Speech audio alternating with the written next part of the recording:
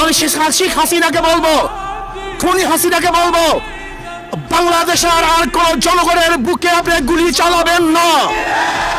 যদি গুলি চালান তাহলে বাংলাদেশের জনগণ ঐক্যবদ্ধ হয়ে এখন যেইভাবে মাঠে আছে এইভাবে ঐক্যবদ্ধ ভাবে গণভবনকে দখল করবে ইনশাআল্লাহ।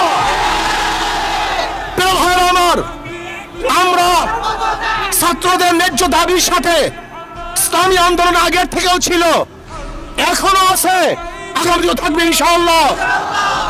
যে অসহযোগ আন্দোলনের ঘোষণা দিয়েছে আমরা তার সাথে আগেও ঘোষণা করেছি, এখনো করছি, ভবিষ্যতে থাকবো ইনশাআল্লাহ।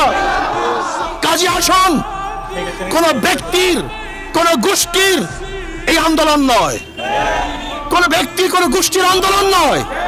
এই আন্দোলন বাংলাদেশের মাটি ও মানুষের আন্দোলন, বাংলাদেশের জনগণের আন্দোলন, এই ভূখণ্ডকে রক্ষা করার আন্দোলন, মানুষের নিরাপত্তা দেওয়ার আন্দোলন, মানুষের জীবন বাঁচানোর আন্দোলন। আজকে সমস্ত মানুষকে নিরাপত্তা দেওয়া এবং রাখার জন্য এই আন্দোলন, অন্য কোনো আন্দোলন নয়। যদি শেখ হাসিনা খুনি সরকার কোন অবস্থাতেই কারোর সাথে লিয়াজু করে আন্দোলনকে বন্ধ করার চেষ্টা করে এবং শেখ হাসিনার সাথে যদি কেউ লিয়াজুতে বসে, আমরা মনে করবো তারা গণ দালাল, তাদের বিরুদ্ধে আন্দোলন চলবে ইনশাআল্লাহ। শেখ হাসিনার সাথে আর কোনো সংলাপ নয়, তার সাথে কোনো আলোচনা নয়, শুধু একটাই পথ, শেখ হাসিনার পদত্যাগ। শেখ হাসিনার পদত্যাগ ছাড়া দ্বিতীয় কোনো সংলাপ নয়, কোনো আলোচনা নয়, কোনো বৈঠকে আমরা বিশ্বাস করি না।